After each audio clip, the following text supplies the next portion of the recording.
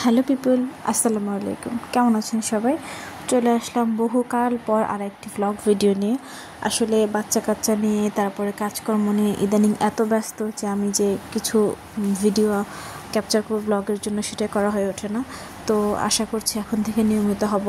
আর আপনারা আমাকে বেশি বেশি করে কমেন্ট করবেন, আমার ভিডিও দেখবেন, তাহলে আমার উৎসাহ জাগবে, আমি আপনাদের সাথে অনেক ভিডিও শেয়ার করতে পারবো। তো এই যেটা হচ্ছে রাত, আমার পিকু ডিনার করছিল।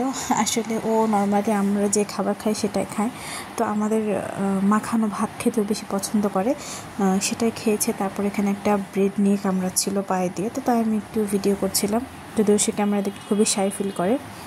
তো ওটা রাতের পরে সকালে আর কোনো ভিডিও ক্যাপচার করতে পারিনি। আসলে ওই যে বললাম, বাচ্চা কাচ্চা নিয়ে অনেক ব্যস্ত সময় কাটাচ্ছি।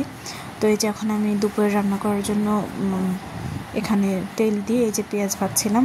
এটা আমি হচ্ছে ইলিশ মাছ রান্না করছিলাম। আর আমি সর্বদাই সমস্ত মাছ সবজি দিয়ে রান্না করে খেতে বেশি ভালোবাসি। শুধু ভুনা বা ভাজি মাছ আমার কাছে খুব একটা ভালো লাগে না।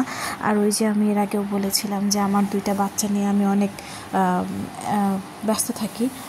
আমি অনেক রান্না একসাথে করতে পারি না, আমি সবসময় ওয়ান ডিশ রান্না করি। সেই জন্য আমি চাই যে মাছের সাথে সবজি থাকলে আমার অন্য কিছু রান্না করতে হবে না, আমি সুন্দর করে খেয়ে ফেলতে পারবো। যার কারণে আমি মাছ মাংস যাই রান্না করি সেখানে কিছু না কিছু সবজি অ্যাড করি।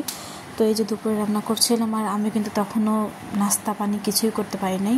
আমি আমার বাচ্চাকে ঘুম পাড়িয়ে নিয়ে এখানে রান্না করছিলাম। তো রান্নার ফাঁকে ফাঁকে আমি একটু গিয়ে ওকে দেখছিলাম যে আমার মেয়েটা ঘুমোচ্ছে কিনা ঠিক মতো, আর খাবারও খাচ্ছিলাম, ব্রেকফাস্ট আর কি।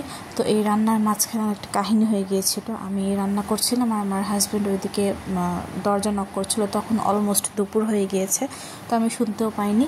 তখন আমি আবার, আমার হাজব্যান্ড আবার আমাকে ফোন করলো যে আমি অনেকক্ষণ ধরে দরজায়, তুমি কেন দরজা খুলতেছো না? তো দরজা খুলে তো আমি দেখে অবাক, ওনার হাতে ছিল একটা পাখির ডিম, একটা ভাঙা ডিম আর কি পাখির, তার মধ্যে আবার একটা বাচ্চা কিলবিল করতেছিল। তো সেটা দেখে তো আমি খুবই অবাক যে এটা এখন কেমনে কী করব। তো ওইটাও আমি আপনাদের সঙ্গে শেয়ার করেছি যে ওইটা আমরা কেমনে কী করেছিলাম। আর এই যে বললাম যে এখানে ব্রেকফাস্ট করছিলাম আর রান্না করছিলাম। তো এই যে এর মধ্যে সেই পাখির বাচ্চাটা আছে, তো আপনাদের সাথে শেয়ার করছি এখন। তো আমার হাজব্যান্ড এসে বললো যেহেতু পাখির ডিমের মধ্যে পাখিটা নড়তেছে, অতএব আমরা এটাকে বাঁচাতে পারি। যার কারণে ও বললো যে এটা আমরা বের করি। আসলে বাচ্চাটা তখনও মানে ডিম ফুটে বের হওয়ার মতো পরিপক্ক হয়নি। আমার মনে হয় আমার বাসার ওপরে হচ্ছে চড়ুই পাখির বাসা আছে, মনে হয় ওখান থেকে ডিমটা অসাবধানতাবশত পড়ে গিয়েছে এবং পড়ে গিয়ে একটা অংশ ভেঙে গিয়েছে, যার কারণে বাচ্চাটাকে না বের করলেই না।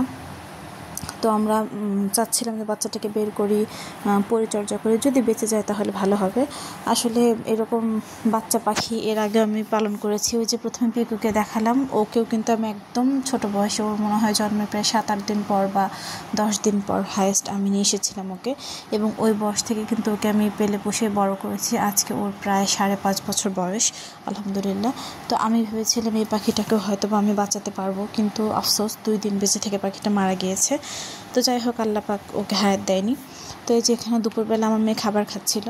তো এটা আমি কিন্তু পরের দিনের ভিডিও নিয়েছি, সেদিনকার ভিডিও আর আমি ক্যাপচার করতে পারিনি। আমি বললাম না যে আমি অনেক ব্যস্ত আছি, 2-3 দিনের ভিডিও একসঙ্গে করে তারপর আপলোড করছি।